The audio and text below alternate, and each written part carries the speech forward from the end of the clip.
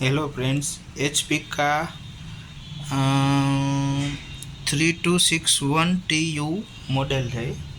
उसमें RAM upgrade करने के लिए, हार्ड डिस्क में SSD डालने के लिए पहले ये और ये वाला ये स्क्रू ओपन करना है। बाद में ये पट्टी निकाल के इसमें जो स्क्रू आते हैं वो सब निकालने हैं। बाद में इसमें जो स्क्रू आते हैं उसको निकालना है और इसको निकालना है। उसके बाद लैपटॉप को इधर से ये ड्राइव निकाल के सब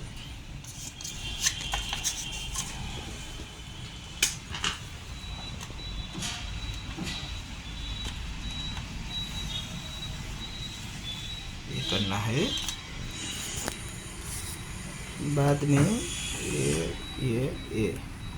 ये कर देना है।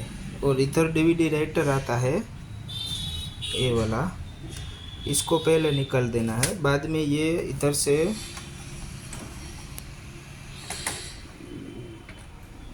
ये हो गया, देखो इसमें एक्स्ट्रा रैम लग जाएगा। ये फैन है और इधर बैटरी रिप्लेस हो जाएगा। और इधर HDD निकाल के SSD डाल दिया। Thank you friend.